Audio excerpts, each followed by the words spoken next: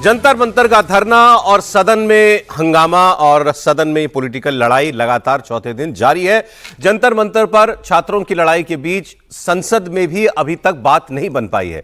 संसद की कार्रवाई आज भी नहीं चल पा रही है, बार बार स्थगित हो रही है और छात्र भी कह रहे हैं कि हम भी यहां से नहीं उठेंगे जब तक शिक्षा मंत्री का इस्तीफा नहीं होता है। इस सब के बीच आज की सबसे बड़ी डेवलपमेंट यह है कि प्रधानमंत्री ने छात्रों के मुद्दे पर और पेपर लीक के मुद्दे पर आज एक एक्स पर पोस्ट करके अपनी बात लिखी है, जिसमें उन्होंने कहा है कि देश के युवाओं का हित और उनका भविष्य हमारी सर्वोच्च प्राथमिकता है।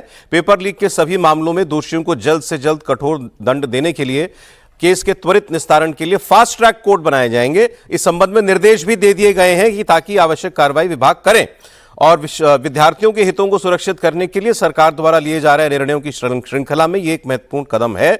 युवाओं के भविष्य के साथ खिलवाड़ करने वाले किसी भी व्यक्ति को बख्शा नहीं जाएगा।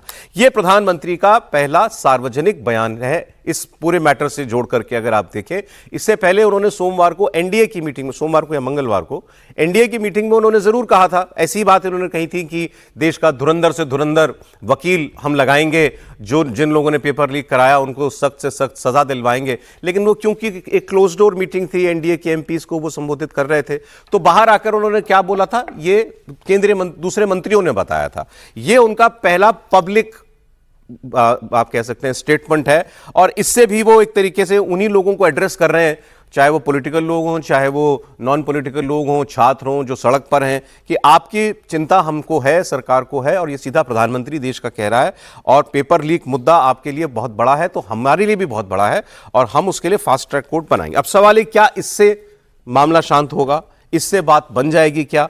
पॉलिटिकली तो बिल्कुल नहीं, क्योंकि वो दिख गया।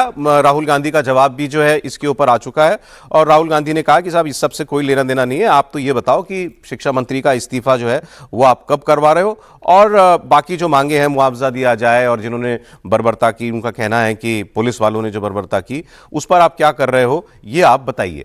अमित शाह जी ने भी इस पर पोस्ट किया, ये भी इंपॉर्टेंट है। गृह मंत्री का पोस्ट भी इस पूरे मामले पर, ये पहला उनका भी पहला ही बयान है।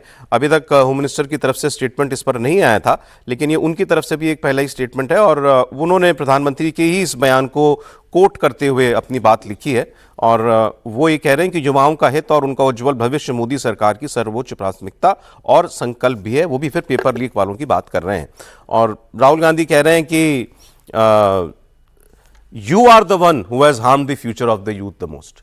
प्रधानमंत्री से कह रहे हैं आपने सबसे ज्यादा नुकसान किया है, आपने अलाउ किया, एंकरेज किया एजुकेशन सिस्टम के टोटल कैप्चर और डिस्ट्रक्शन को और आपने हर उस आदमी को बचाया जो इसका जिम्मेदार है। और फिर उन्होंने अपनी मांगे लिखी हुई जिसमें सबसे पहले धर्मेंद्र प्रधान का इस्तीफा है।